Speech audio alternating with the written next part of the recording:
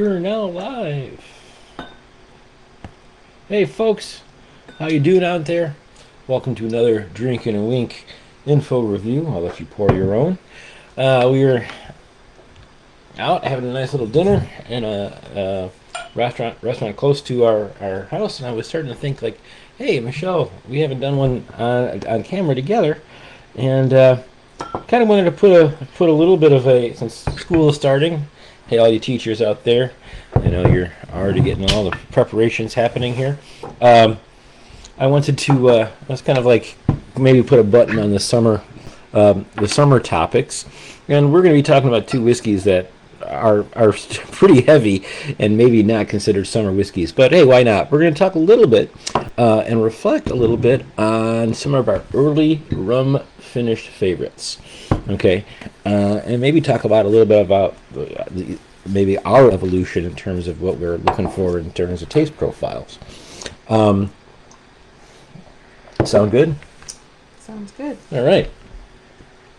What are you doing over there? I'm doing my Duolingo.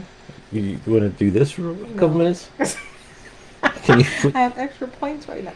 Okay, fine. Anyway, so we're going to talk to so one single malt Scotch and one Angel's Envy Rye.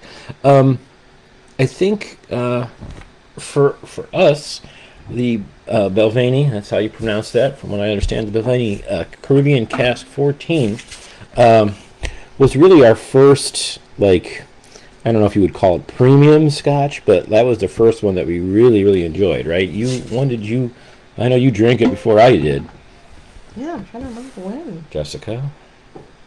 It possibly was with Jessica with a flight of whiskeys at the former Fountainhead. A little louder, please. I'm sorry. It was probably with my friend Jessica as part of a flight at the former wonderful bar called the Fountainhead here in Chicago.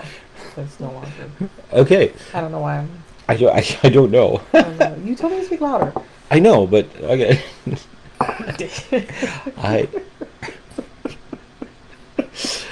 So yeah, and I think we had that, and then I think the first time I had it was we were at the Fountainhead again, and I had a whiskey flight of 3, and I can't remember the third one, but I remember I had Old Pulteney 12, which I ended up buying. And then we had this, and I must have had a peated one. There must have been something like a Lefroy or something of that nature.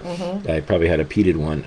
And I remember having this Balvenie Caribbean Cask 14 and just like fall in love with it right away. So we ended up getting one. And a second one. And it became a favorite of some of our other whiskey drinking friends too. So yeah, we I'm not going to say we are, we're probably responsible for 5 or 6 canisters of this being purchased over the years, right? Okay, what's up? The rye. The rye. Okay, well you're glad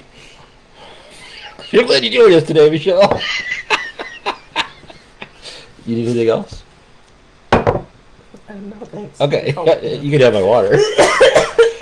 So the first one we're going to talk about is this Caribbean Cask by the Balvenie Distillery. Now, if you're familiar with this distillery, this is one of the bigger, companies, brands. It's distributed by William Grant & Sons. It's been around forever. You're going to find one of their offerings sometimes in some grocery stores, but they're the big name,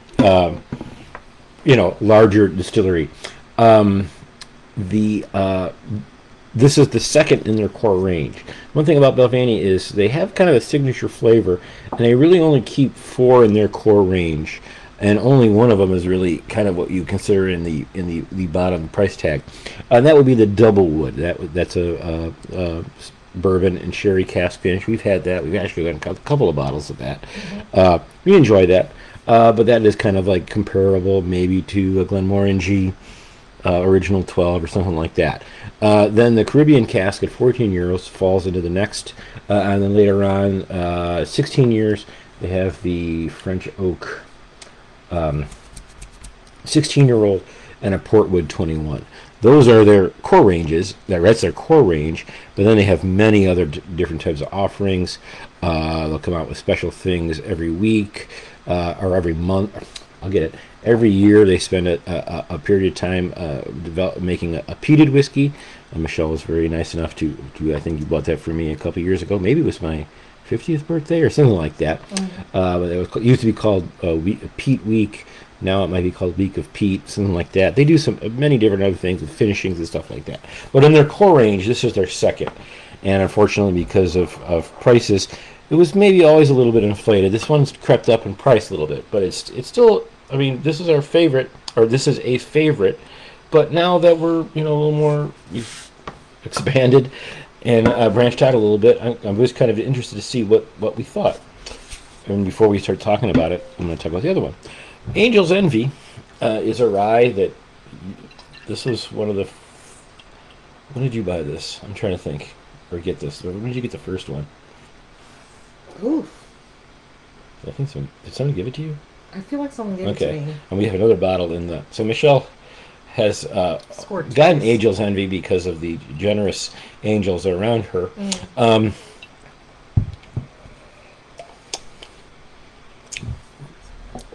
This is a high rye mash bill. Angel's Envy is a brand out of Louisville, Kentucky. That started what? Never fails. Okay. This was I think they opened, or they came on the scene about maybe 12, 14, 15 years ago. I can't remember exactly. But they came on, they were started by this Lincoln Henderson and his son Wes, and they developed this kind of small boutique line. They had a bourbon, there were some other finishings. And they released this. I mean, even this is an early bottle, so we haven't opened the other one. But at the very bottom of this, it says, enjoy it. It might be the only chance you'll get. This is very limited. And it has remained in the core range ever since it was released. Yeah. Lincoln Henderson and his son and sons have actually left the company, and now they're doing something called True Spirit or something else differently. But they broke off from the company because now it is owned by Bacardi, and I guess it was time to move on. So it is also interesting, again, another brand is owned by Bacardi, and their most prominent offering is the Rum Cask Finish. This is a high rye mash bill of 95%, and then it is finished in rye. There's not a whole lot to it. It is bottled at 50% ABV, which is nice. So in that 100 proof range. Price tag is high on this one, if I remember correctly. There's batch information here. I would be interesting to see if. I would bet you the other bottle that you got, it probably says from the cellars of Lincoln Henderson. But I think if you bought that now, I'm like 99% sure that would be off of there. Their bourbon is more in the affordable price range. Did we ever own the bourbon? I don't think we have. Okay, I remember drinking it at some point. I know. Right. Good. Yeah, but I don't know. Maybe somebody else had it or something like that. And I don't know too much about it. My take on this one was always that it was kind of too sweet for me. Okay. I always thought it was just a little too sweet, a little too much on the maple syrup flavor on there, French toast flavor, powdered sugar flavor. Saying too much also does not say that I didn't like it. It was just a little much for me, a little thick in the mouth. Let's talk about it. Which one you want to talk about first? I'll go back to Balvenie. Okay, and we'll talk about is it still knocking you out, and or have our tastes changed a little bit? Well, I probably haven't had Caribbean Cask in maybe over a year.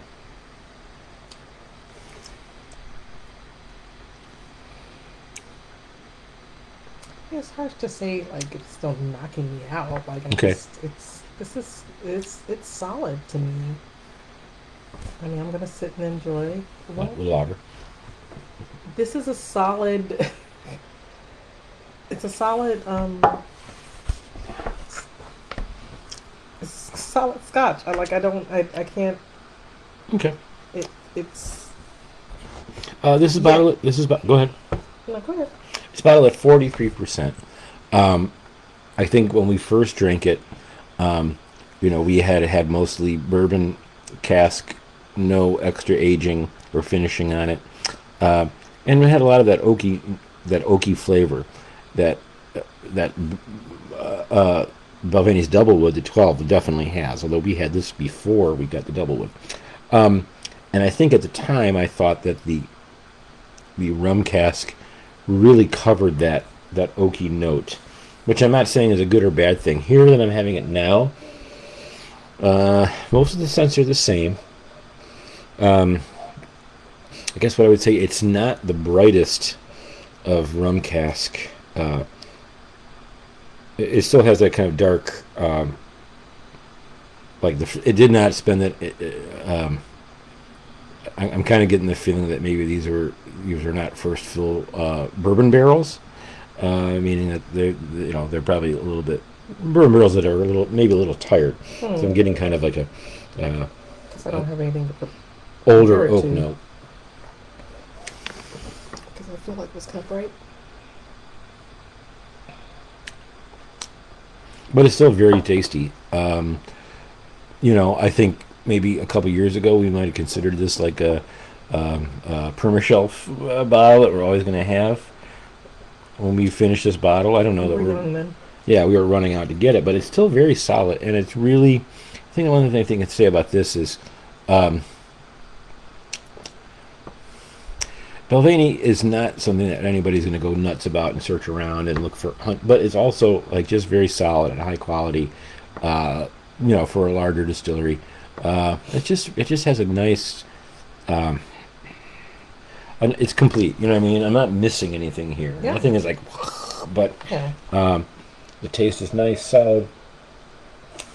The rum cast is not overpowering it. I just think maybe I was a little more. I don't know. This bottle is not new. We see, it's about halfway down. Not that it gets old or anything like that, but the bottle's in good shape. Time. But yeah, it's a nice solid bottle. I think what I'm going to say about this is, maybe if the tariffs go away and the prices come back down to where they were before, then this would be a buy. Right now, I know it would be hard for me to say go buy this. I can't remember what the price is on this right now. But That would make sense. yeah, To me. but it's really, really tasty. Yeah. And if you're out at somewhere that has a little more than just the average bottles up there, you might see this one. I would definitely recommend trying it. Well, again, this is the Balvenie Caribbean Cask. Again, this would, maybe in the old days would get an 8.5, 8.6. I'm gonna give it an 8.3 now. Okay, which is still a good score, but still a favorite, right? If it's Yeah, over the right. 8, what? Why did you lower it though? Okay, I don't think it's not as interesting to me, and it's a little bit thin on the mouthfeel. Again, I don't know that I knew a whole lot about mouthfeel and on the finish. Yeah, it's good. It's really tasty. Cool. Ready for Angel's Envy? Yes. I mean, we can have different opinions about it. I mean, this has been in this bottle for a while now, so I could totally understand like the maple syrup. Okay. Like it's strong. Yeah, The force is strong. but a good toot.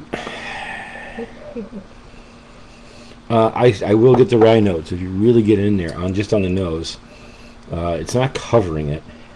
Definitely.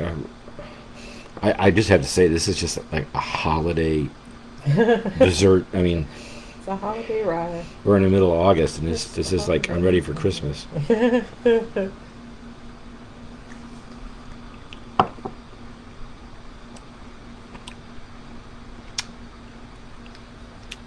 just That's I think that Graham, it's a teaching moment for me, or a learning moment, whatever. That sip that I just had is probably the most I've ever enjoyed Angel's Envy, and I think the reason why is I did the proper thing. I didn't just go. I actually, what did I give it? A good toot. and I got a little more of the complexity in the nose. And then when I took one for the taste,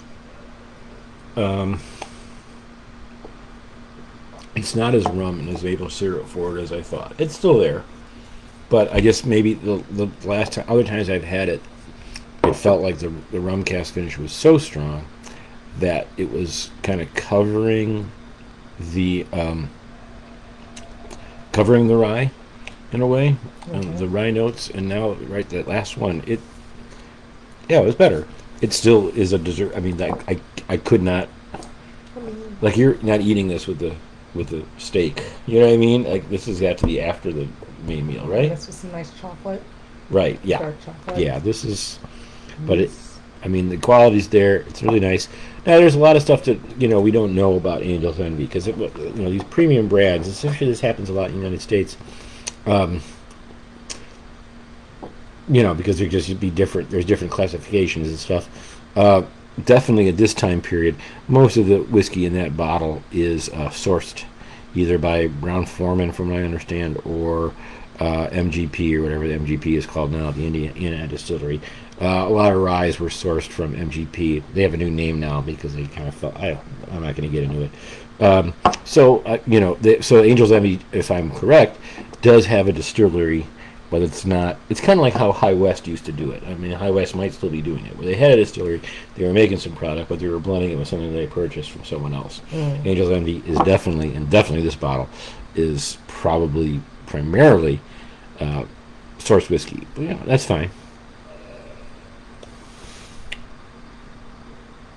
Yeah, this one just it would not be my favorite for an everyday sipper, that's for sure. And luckily the price tag is so high that we couldn't make it. You can tell us more about it, because this is one of your favorites. I mean, I guess I'm just a simple girl. I don't know. It always struck me as just such a beautiful balance. Honestly, it's a unique rye. It's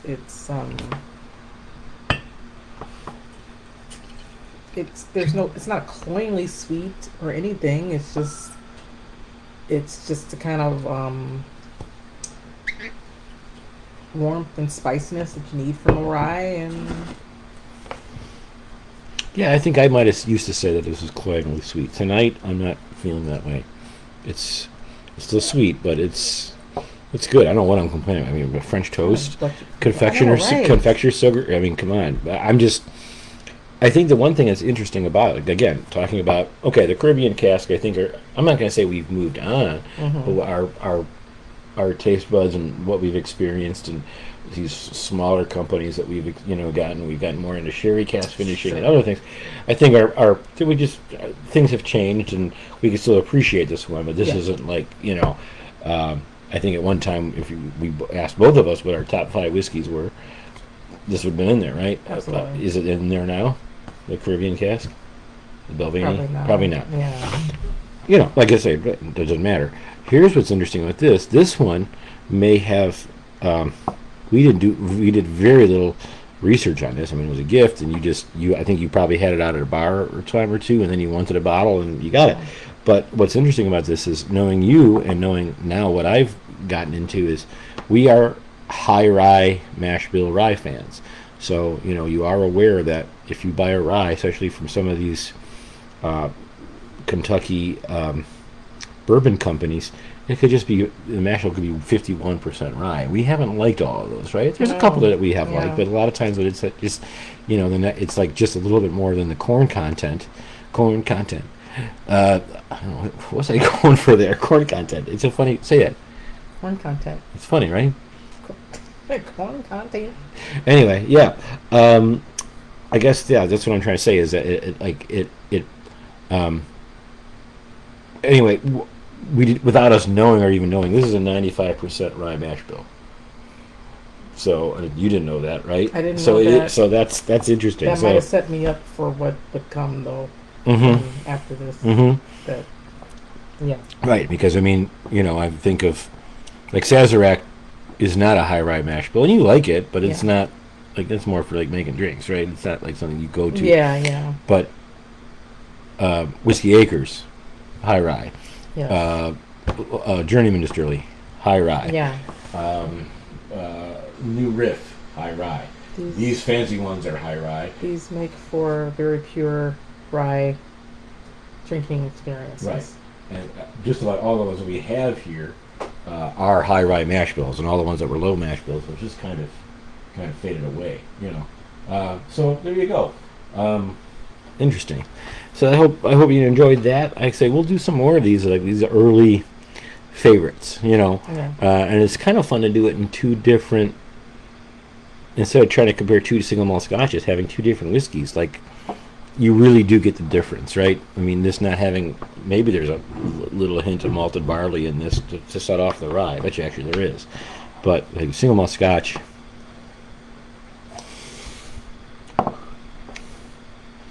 there's just a different vibe to it. It's just like, it's like two very, like, it's cool that we did this so we can get the differences, but it's just such a different thing for me. I'm just a barley head. I don't know what that means. Barley head. Barley head. I'm gonna have a little more of this. So there you go. Thanks for sticking with us here. Hope you enjoyed it. Again, both of these will not be considered value. Maybe we should do something with like some of our. Maybe next one we'll do some of our like. We'll do a couple of our early more like value favorites. You know what I mean?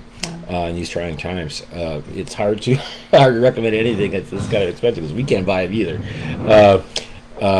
So there you go. Angel's Envy, Balvenie, Caribbean Cask 14. Do keep it if you are interested in getting that Balvenie. Do keep in mind though that the Balvenies can be on sale from time to time in different places, especially in the bigger here in Illinois Binnies.